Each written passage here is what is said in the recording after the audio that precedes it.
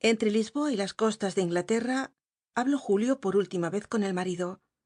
Todas las mañanas aparecían en la tablilla del antecomedor noticias alarmantes transmitidas por los aparatos radiográficos.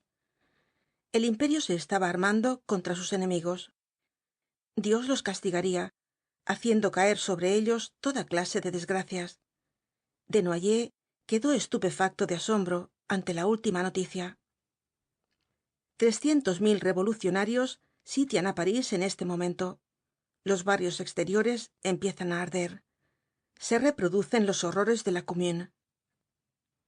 Pero estos alemanes se han vuelto locos, gritó el joven ante el radiograma rodeado de un grupo de curiosos tan asombrados como él. Vamos a perder el poco sentido que nos queda. ¿Qué revolucionarios son esos? ¿Qué revolución puede estallar en París si los hombres del gobierno no son reaccionarios? Una voz se elevó detrás de él, ruda, autoritaria, como si pretendiese cortar las dudas del auditorio. Era el herr consejero el que hablaba.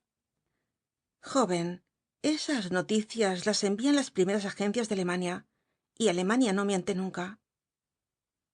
Después de esta afirmación, le volvió la espalda y ya no se vieron más.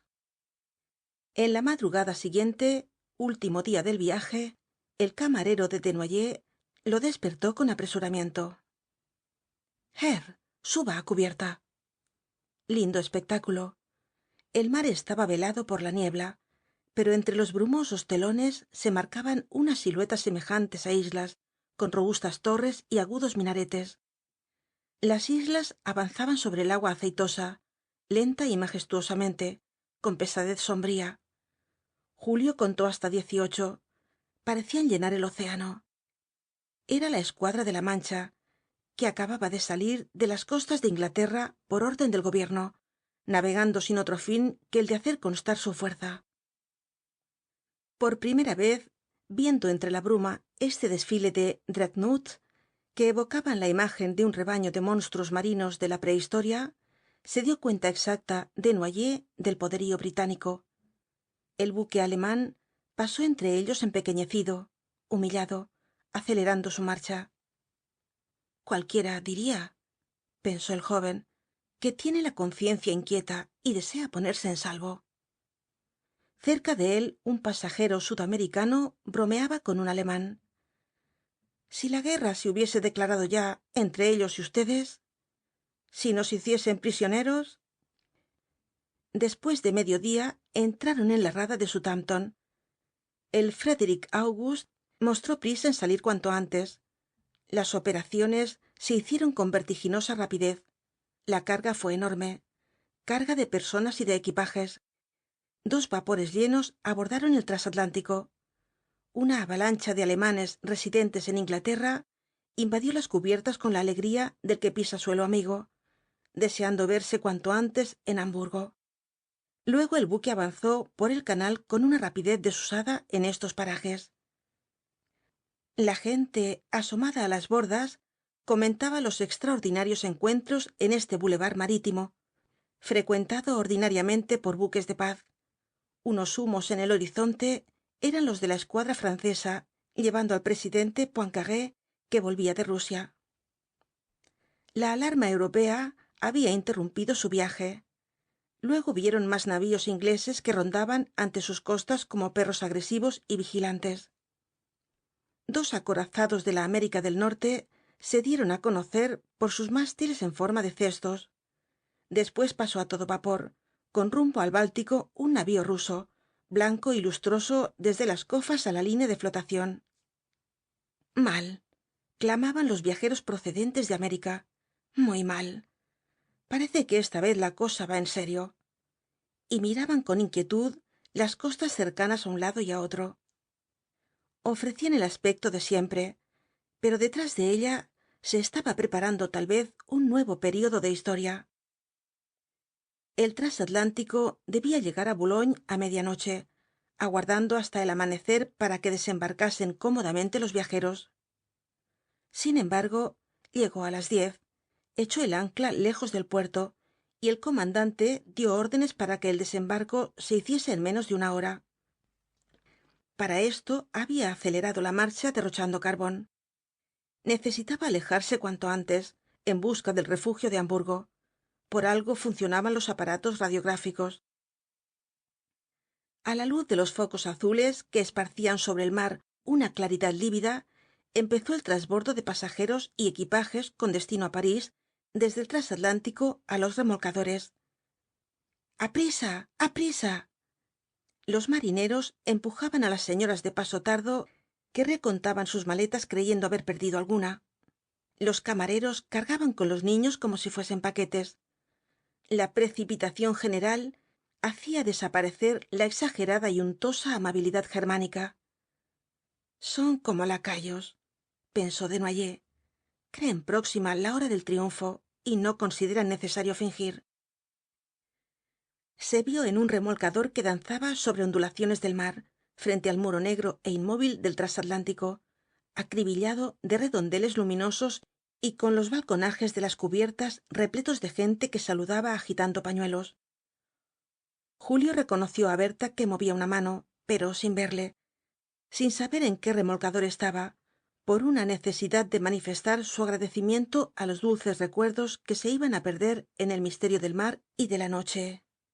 Adiós, consejera. Empezó a agrandarse la distancia entre el transatlántico que partía y los remolcadores que navegaban hacia la boca del puerto. Como si hubiese aguardado este momento de impunidad, una voz estentórea surgió de la última cubierta con acompañamiento de ruidosas carcajadas. ¡Hasta luego! Pronto nos veremos en París. Y la banda de música, la misma banda que 13 días antes había asombrado a Desnoyers con su inesperada marsellesa, rompió a tocar una marcha guerrera del tiempo de Federico el Grande, una marcha de granaderos con acompañamiento de trompetas. Así se perdió en la sombra, con la precipitación de la fuga y la insolencia de una venganza próxima, el último transatlántico alemán que tocó en las costas francesas. Esto había sido en la noche anterior.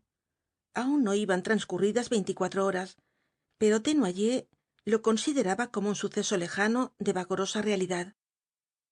Su pensamiento, dispuesto siempre a la contradicción, no participaba de la alarma general. Las arrogancias del consejero le parecían ahora baladronadas de un burgués metido a soldado. Las inquietudes de la gente de París eran estremecimientos nerviosos de un pueblo que vive plácidamente y se alarma apenas vislumbra un peligro para su bienestar.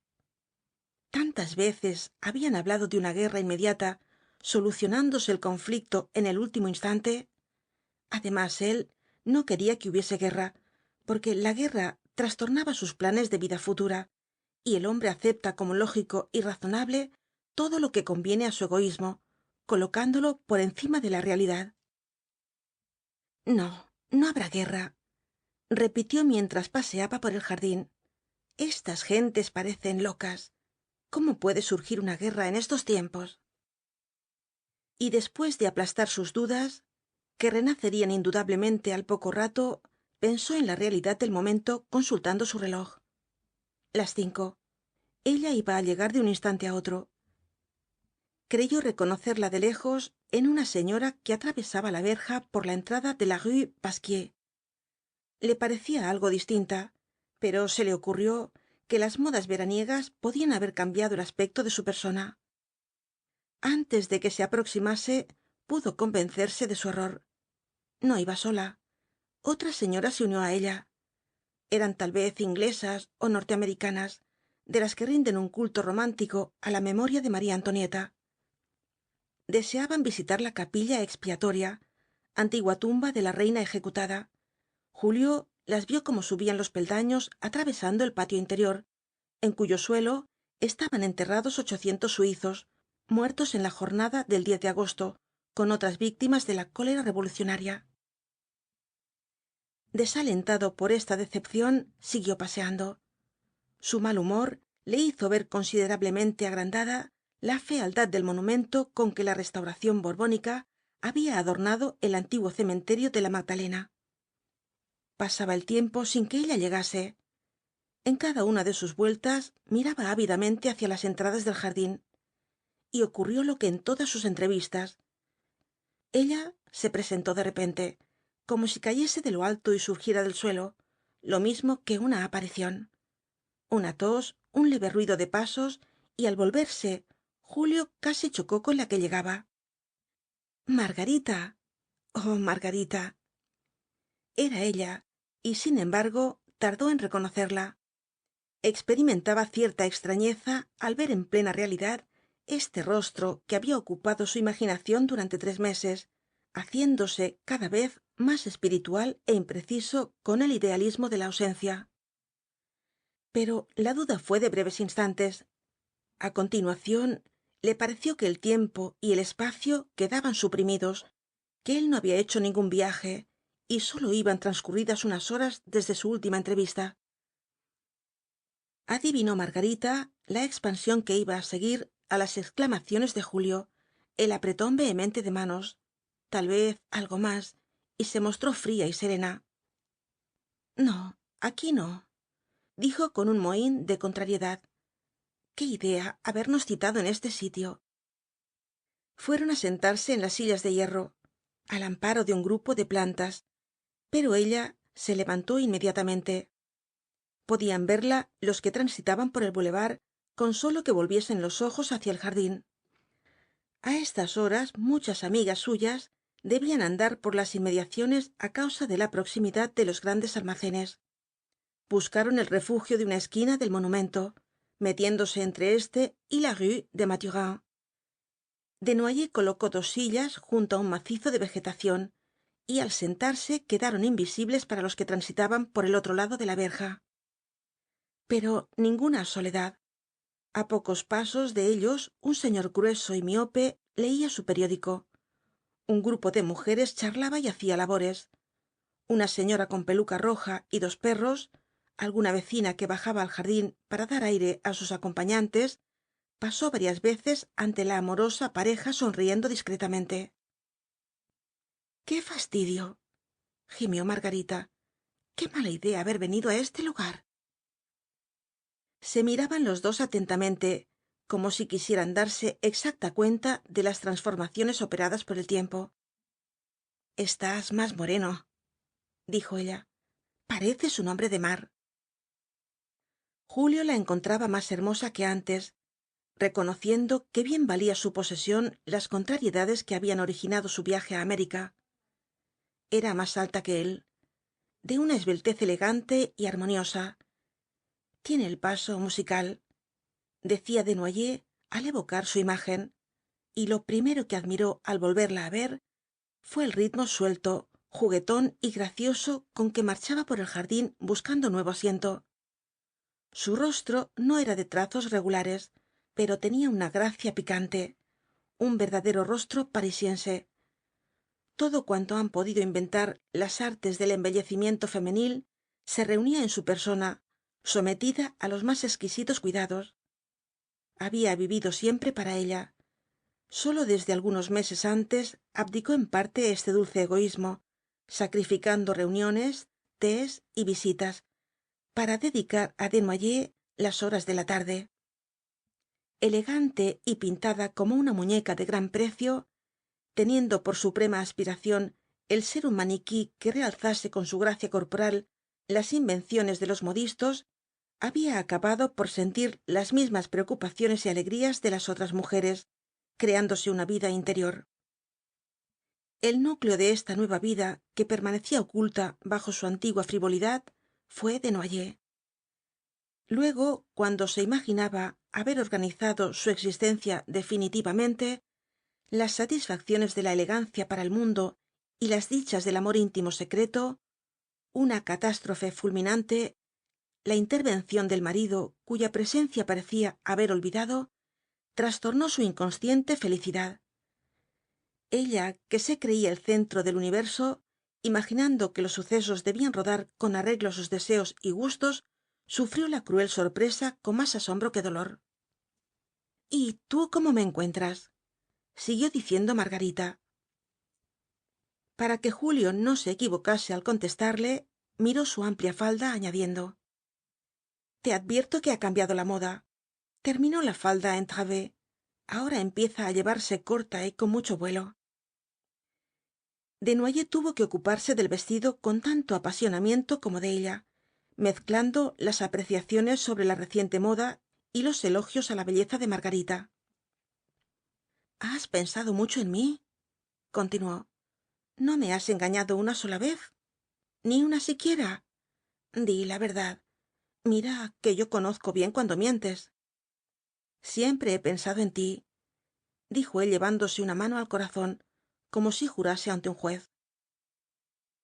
Y lo dijo rotundamente, con un acento de verdad, pues en sus infidelidades, que ahora estaban completamente olvidadas, le había acompañado el recuerdo de Margarita.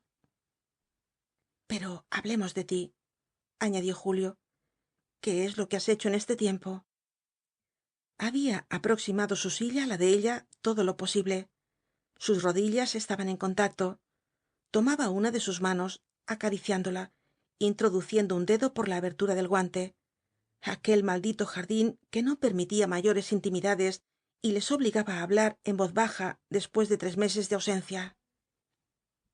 A pesar de su discreción, el señor que leía el periódico levantó la cabeza para mirarles irritado por encima de sus gafas, como si una mosca le distrajera con sus zumbidos.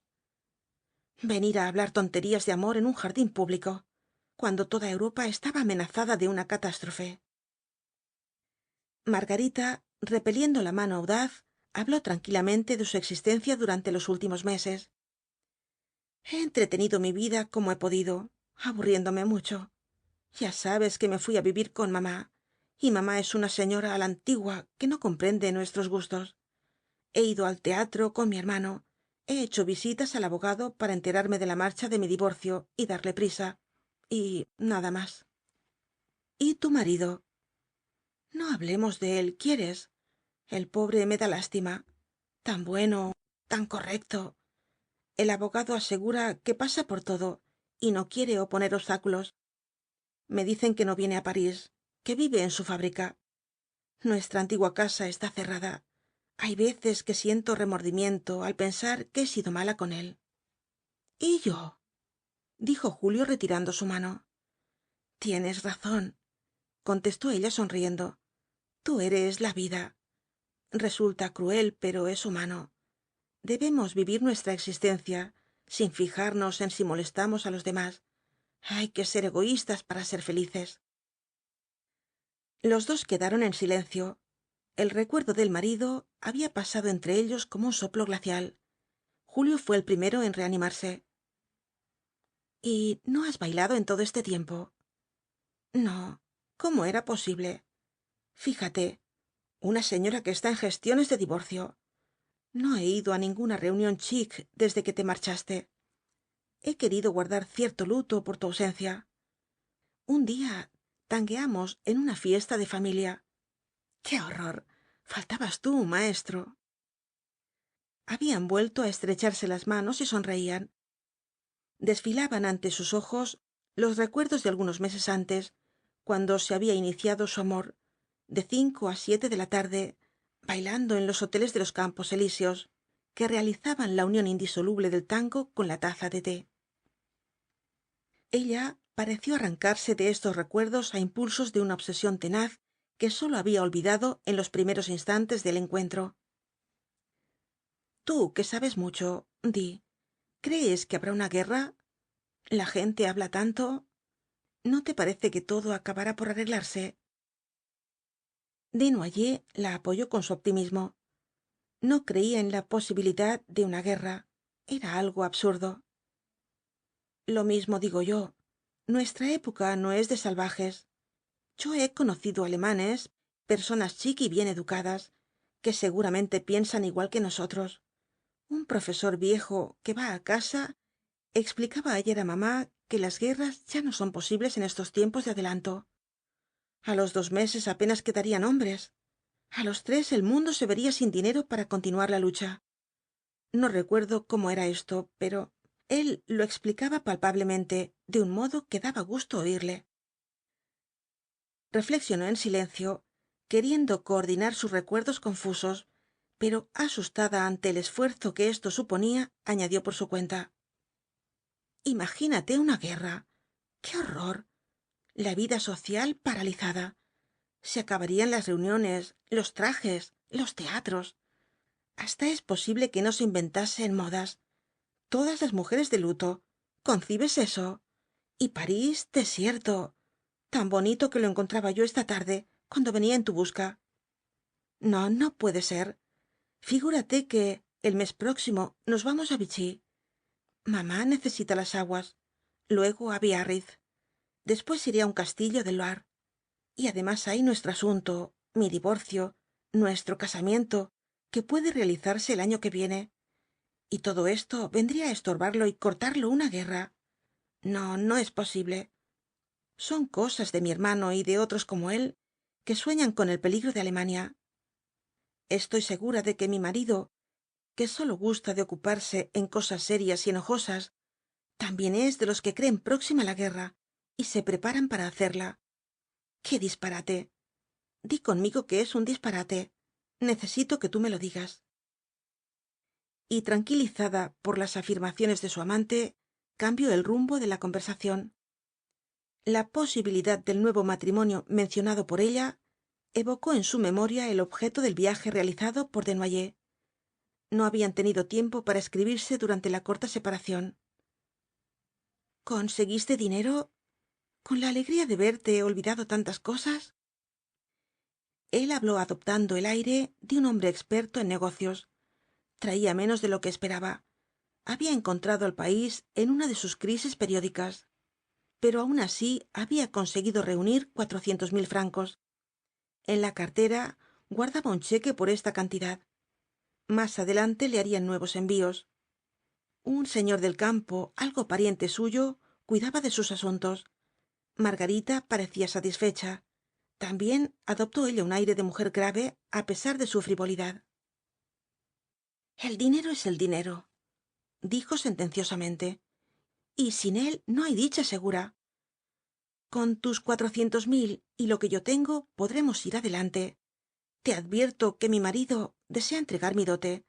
Así lo ha dicho a mi hermano, pero el estado de sus negocios, la marcha de su fábrica, no le permiten restituir con tanta prisa como él quisiera hacerlo. El pobre me da lástima. Tan honrado y recto en todas sus cosas. Si no fuese tan vulgar. Otra vez pareció arrepentirse Margarita de estos elogios espontáneos y tardíos que enfriaban su entrevista. Julio parecía molesto al escucharlos, y de nuevo cambió ella el objeto de su charla. ¿Y tu familia? ¿La has visto? Desnoyers había estado en casa de sus padres antes de dirigirse a la capilla expiatoria, una entrada furtiva en el gran edificio de la avenida Víctor Hugo. Había subido al primer piso por la escalera de servicio como un proveedor. Luego se había deslizado en la cocina, lo mismo que un soldado amante de una de las criadas. Allí había venido a abrazarle su madre, la pobre doña Luisa, llorando, cubriéndolo de besos frenéticos, como si hubiese creído perderle para siempre.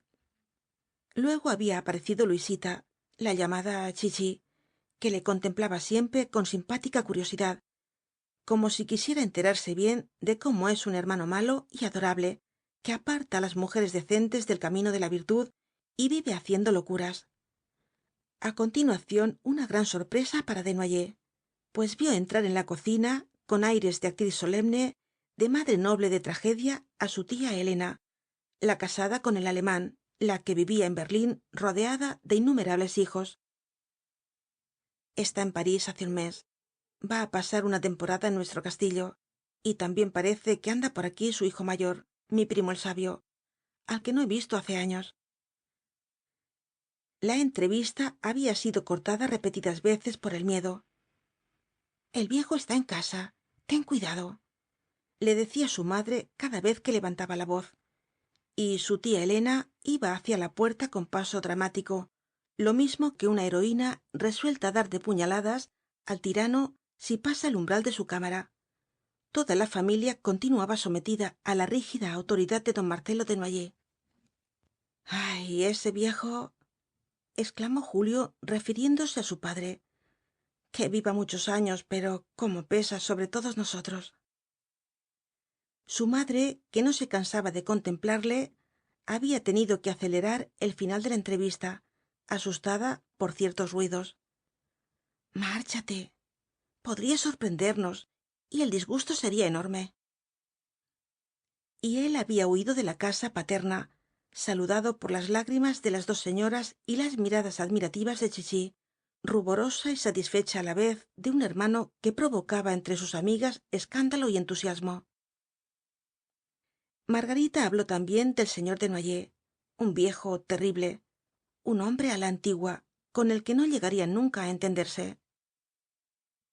Quedaron en silencio los dos, mirándose fijamente.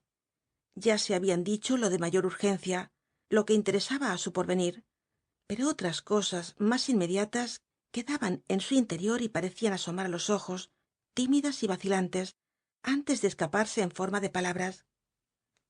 No se atrevían a hablar como enamorados. Cada vez era mayor en torno de ellos el número de testigos.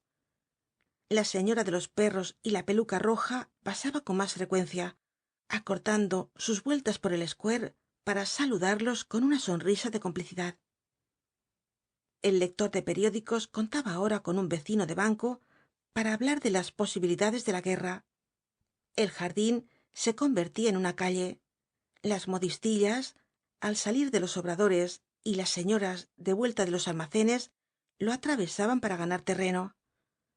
La corta avenida era un atajo cada vez más frecuentado, y todos los transeúntes lanzaban al pasar una mirada curiosa sobre la señora elegante y su compañero, sentados al amparo de un grupo de vegetación, con el aspecto encogido y falsamente natural de las personas que desean ocultarse y fingen al mismo tiempo una actitud despreocupada.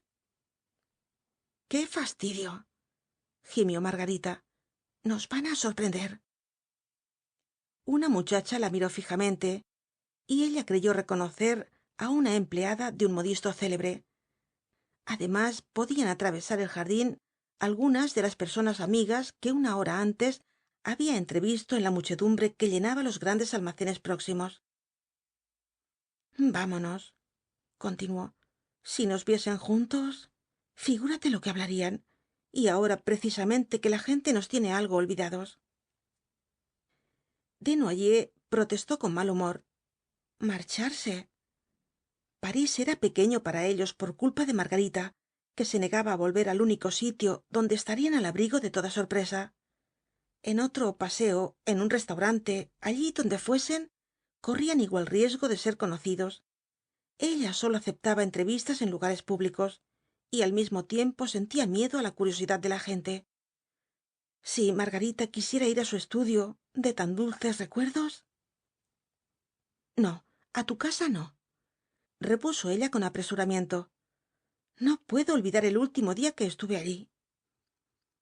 Pero Julio insistió, adivinando en su firme negativa el agrietamiento de una primera vacilación. ¿Dónde estarían mejor? Además, no iban a casarse tan pronto como le fuese posible. Te digo que no, repitió ella. ¿Quién sabe si mi marido me vigila? ¡Qué complicación para mi divorcio si nos sorprendiesen en tu casa! Ahora fué él quien hizo el elogio del marido, esforzándose por demostrar que esta vigilancia era incompatible con su carácter. El ingeniero había aceptado los hechos juzgándolos irreparables, y en aquel momento sólo pensaba en rehacer su vida. No, mejor es separarse, continuó ella. Mañana nos veremos. Tú buscarás otro sitio más discreto. Piensa, tú encuentras solución a todo. Pero él deseaba la solución inmediata. Habían abandonado sus asientos, dirigiéndose lentamente hacia la rue de Mathurin. Julio hablaba con una elocuencia temblorosa y persuasiva. Mañana no. Ahora. No tenían más que llamar a un auto de alquiler. Unos minutos de carrera y luego el aislamiento, el misterio, la vuelta al dulce pasado, la intimidad en aquel estudio que había visto sus mejores horas. Creerían que no había transcurrido el tiempo, que estaban aún en sus primeras entrevistas. No, dijo ella con acento desfallecido, buscando una última resistencia. Además, estará allí tu secretario, ese español que te acompaña. Qué vergüenza encontrarme con él. Julio rió. Argensola. Podía ser un obstáculo este camarada que conocía todo su pasado. Si lo encontraban en la casa, saldría inmediatamente. Más de una vez lo había obligado a abandonar el estudio para que no estorbase. Su discreción era tal que le hacía presentir los sucesos. De seguro que había salido, adivinando una visita próxima que no podía ser más lógica. Andaría por las calles en busca de noticias. Calló Margarita, como si se declarase vencida al ver agotados sus pretextos. Desnoyers calló también, aceptando favorablemente su silencio. Habían salido del jardín, y ella miraba en torno, con inquietud, asustada de verse en plena calle al lado de su amante y buscando un refugio. De pronto vio ante ella una portezuela roja de automóvil, abierta por la mano de su compañero. Sube, ordenó Julio. Y ella subió apresuradamente, con el ansia de ocultarse cuanto antes. El vehículo se puso en marcha a gran velocidad. Margarita bajó inmediatamente la cortinilla de la ventana próxima a su asiento. Pero antes de que terminase la operación y pudiera volver la cabeza, sintió una boca ávida que acariciaba su nuca. No, aquí no, dijo con tono suplicante. Seamos serios.